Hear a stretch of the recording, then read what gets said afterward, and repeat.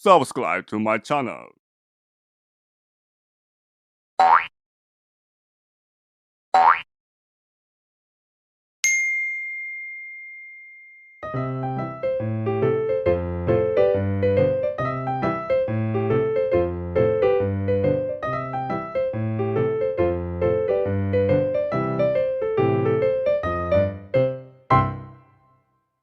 Salam Lestari, Shalom. Halo lor, kembali lagi di Dia Tombak Channel. Masih bersama saya Dia dan Mas Bojo, Mas Alex Pujiwinarto. Maaf ya lor, ini Mas Alex merokok karena katanya biar rileks. Mau tak tanya-tanya yang kasusnya Mas Syafiq Ali ini, ini kan udah kayak bola liarnya. Jadi udah banyak spekulasi yang mengarah kriminal lah, jangan-jangan bunuh diri lah, jangan-jangan diterkam harimau lah gitu. Lah jangan kan pernah mengalami. Nah ini dia yang sebagai survivor ini menurut jenengan? Saya diharapkan ngomong dari apanya dulu, itu kan banyak sekali. Jadi aku harus ngomong dari sisi siapa? Sisi Mawan apa sisi netizen apa gimana gitu? Ya, nek dari sisi himbauannya sama-sama survivor. Ya, kebetulan kan posisinya sama ya, aku sama Himawan itu, cuman bedanya si Himawan diam di tempat, aku yang kehilangan gitu, kehilangan dan aku yang turun. Itu sama aja kehilangan teman. Oke, jadi gini, tentu saja kehilangan teman itu akan membuat kita depresi dan juga takut. Waktu itu aku kan berumur 21 tahun ya. Ya, Himawan umurnya berapa ini? 18 ya. Dia terpaut 3 tahun. Ada ketakutan yang luar biasa, ada rasa penyesalan, ada rasa campur aduk, nggak karu-karuan itu. Tetapi kita harus ingat bahwa kita harus ngomong apa yang terjadi, meskipun itu satu pahit, itu kenyataan yang pahit dan mungkin menunjukkan kita itu bodoh, paham nggak? Kan sama, turun dari puncak, kena kabut, nggak bisa menemukan pelawangan, itu yang aku alami kan. Lalu sampai di batas vegetasi, karena kita itu ragu, ini terlalu kanan apa terlalu kiri. Akhirnya karena kami bertiga, yang satu saya suruh menyusur ke kanan, yang satu saya suruh menyusur ke kiri, sama-sama nggak ketemu. Akhirnya kumpul lagi kan, kumpul lagi. Nah, kesalahannya adalah kemudian kami putuskan untuk terabas hutan. Nah, ini kan bodoh. Nah, meskipun bodoh, tapi ini harus diceritakan apa yang terjadi sebenarnya. Kenapa sudah sampai, misalnya ini aku nggak tahu kasus peristiwanya kayak apa ya. Katakanlah misalnya mereka ini turun sampai ke batas vegetasi, bukan jalannya, lalu si Syafiq itu disuruh atau dengan kemauan sendiri naik untuk cari jalan, itu kan nggak masuk akal. Karena kabut ke atas, ini lebih kabut lagi gitu loh, dan lebih dingin gitu loh. Oke lah, jadi misalnya itu yang terjadi, ya sudah gitu, jangan berubah-ubah gitu. Berubah misalnya takut dianggap bodoh atau apa gitu, jangan ganti keterangan. Iya, karena ini bukan hanya patokan bagi tim SAR, tapi lebih dari itu juga jadi patokan polisi gitu. Karena setahu saya kalau ada yang meninggal itu polisi tetap harus bikin laporan. Saya nggak tahu sih kalau sekarang ini misalnya keluarga menerima apa ya, bisa dibuat nggak ada BAP gitu, kayaknya kok susah. Karena apa? Karena peristiwa ini sudah jadi peristiwa nasional. itu disorot banyak orang, menimbulkan banyak pertanyaan, itu kan harus jelas. Itu kalau dari sudut himbauannya. Kalau dari netizen ini Belum selesai. Oh, belum selesai. Nah, bagaimana kalau ini betul-betul berdinding, si himbauan ini betul-betul berdinding karena depresi atau karena apapun, dia tidak mampu bercerita apa adanya, yang bisa dilakukan itu hipnotis. Masih ada satu prosedur di mana orang itu bisa digali di bawah sadarnya, yaitu dengan hipnotis. Cuman yang dipanggil tentu saja bukan ahli hipnotis yang entrepreneur gitu. bukan yang yang hiburan ini, harus yang beneran gitu, yang beneran itu ya. Jadi kalau dari sudut himbauannya seperti itu, dia harus berani dan harus bisa bercerita sebatas yang dia tahu, tidak usah ditambah dan jangan dikurangi ya, karena itu akan menjadi pisau yang akan menikam diri sendiri. Oke, kalau dari sudut ini netizen, sebenarnya sama juga dengan yang terjadi pada waktu saya itu. Dan pada waktu saya itu lebih liar lagi. Aku dikira numbalin si temen buat ilmu lah, aku dikira kanibal dan sebagainya itu. Bahkan sampai sekarang pun masih ada yang menganggap seperti itu. Yang penting kalau sudah satu kejujuran itu kan hanya milik kita sama Tuhan aja. Karena ini kan 2 orang mendaki, yang 1 gak ditemukan. Nah aku 3 orang mendaki, yang 2 gak ditemukan. Jadi ya tinggal aku tok.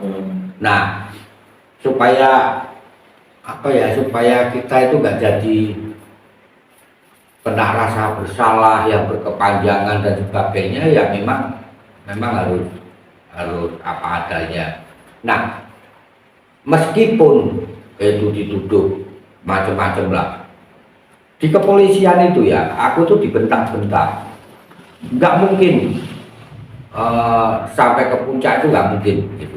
Jadi bukan di kantor polisinya, waktu di kantor polisi itu sudah fix, sudah ada foto yang di-upload gitu. Tapi waktu polisinya ke rumah sakit itu bilang nggak mungkin sampai ke puncak. Kok bisa sampai ke puncak itu kesasar kan gitu, pulangnya bisa kesasar. Ya saya berpikir ya kamu belum pernah naik selamat berarti kalau nggak bisa kesasar kan gitu. Tapi ya memang itu yang terjadi. Jadi akhirnya dikira aku membunuh, aku memakan, karena tidak mungkin orang bertahan sampai 14 hari di hutan tanpa makan temennya lah dan sebagainya. Yang bagi saya justru itu nggak masuk akal. Lah ngapain harus makan temennya, mau banyak daun yang bisa dimakan, repot banget sih gitu loh. Jadi saya nggak berpikir tentang dosa atau apa kalau sudah urusan lapar. Tapi kan repot, bawa pisau aja enggak, apa mau tak cokoti kan juga nggak mungkin. Itu di luar rasa tidak tega loh ya. Anggap aja saya tega, anggap aja begitu. Apa ya bisa, apa tegas giginya, ya bisa. Repot itu. Nah paling gampang ya tanaman yang ada di hutan itu, ada cacing, ada serangga, itu kan semua bisa dimakan gitu. Jadi soal netizen yang berpikir macam-macam itu saya juga nggak bisa nyalain. Karena apa? Mereka nggak melihat, kan banyak juga yang punya pikiran kok nggak dicari dengan drone. Emang bisa, karena saking rapatnya itu nggak bisa. Jadi ini medsos, jadi orang bebas berpendapat seperti apapun gitu. Nah, tetapi sebebas-bebasnya cobalah kita memberi respect, memberi empati juga pada si himbauan ini. Negara kita ini kan menganut innocent prejudice, artinya praduga tak bersalah. Jadi kalau belum terbukti kita nggak bisa ngomong dong. Kalau sudah terbukti baru, nah ini tidak terbukti. Jadi gimana nanti bebannya? Sudah bilang kawannya, otomatis semua tanggung jawab moral ada di dia. Ditambah lagi tuduhan yang nggak berdasar, itu kalau enggak. Makanya kita tunggu aja kalau di netizen seperti itu. Nah kalau perkara aku sudah di BAP tapi banyak orang berpikir gitu kan jawabnya gampang. Lawang tidak terbukti melalui interogasi maupun rekonstruksi bahwa saya melakukan kejahatan. Ya kenapa saya pikirin? Lo mau pikir apa pun terserah kan gitu. Gitu. Saya dengan waktu itu kan survivor satu-satunya kan. Iya. Nah sama dengan himbauan. Lah jenengan ketika terjadi kecelakaan itu kan jenengan langsung diperiksa sama polisi nih. Iya. Lah kalau soal himbauan ini setauku sampai sekarang kan belum loh. Apakah kalau diperiksa polisi itu lalu dipublish? Kan belum tentu juga. Kan dalam hal ini aku, kamu, netizen semua kan sama, kita nggak tahu. Karena waktu aku ini rekonstruksi itu kan tidak semua orang boleh gitu loh. Dibatasi kok itu, jadi ada perwakilan keluarga, ada perwakilan dari kampus. Jadi di tim SAR-nya itu yang ikut nganterin itu ada perwakilan dari kampus, ada perwakilan dari keluarga, ada dari aparat gitu. Tapi ya itu nggak diceritakan dari awal bahwa ini akan rekonstruksi. Ngomongnya itu ayo ikut nyari gitu. Ya saya bilang, lah kan lokasinya sudah saya tunjukin. Itu hari keberapa diajak? Seminggu setelah saya turun kalau nggak salah. Jadi karena kaki bengkak semua ini atas ini saran dokter harus ditunggu sampai bengkaknya ini kempes. Itu jalannya pelan-pelan kan gitu. Yang jenengan itu kan kayaknya komunikasinya kan intens nih sama tim SAR. Ya bukan tim SAR secara resmi, tapi salah satu anggota tim SAR ada ya yang berkomunikasi dengan saya karena bagaimanapun saya merasa prihatin atas peristiwa ini. Mau saya biarlah tragedi kami itu yang harus hilang dengan jenazahnya itu udahlah biar dialami aku sendiri aja, orang lain nggak usah, karena apa, bebannya berat. Bebannya itu akan berat di survivornya, di keluarganya. Makanya kita intens berhubungan sama tim SAR, salah satu tim SAR. Nah itu cerita nggak perkembangannya sampai saat ini? Ya begini, jadi salah satu hal yang membuat ini menjadi bola liar karena sebagian orang itu jadi teringat pada beberapa tahun yang lalu di mana ada kasus pendaki hilang. Setelah setahun baru orangnya mengaku bahwa temannya itu dia bunuh gitu. Sehingga akhirnya dengan petunjuk dari si teman pendakinya itu ditemukan, tapi kan tinggal kerangka. Jadi mengacu pada ini ada ada dugaan jangan-jangan seperti itu gitu loh ya. Tapi nggak bisa ini menjadi dasar gitu. Jadi apa yang terjadi saat ini itu tidak selalu bisa dijadikan satu kejadian di masa lalu untuk menjustifikasi, kan nggak bisa, itu harus ada prosedurnya kan gitu. Kan tidak bisa menuduh tanpa bukti. Betul. Berarti ini kita tunggu perkembangan selanjutnya. Iya, kita harus menunggu dan kita harus percaya bahwa aparat akan menyelesaikan ini karena memang sistemnya itu begitu.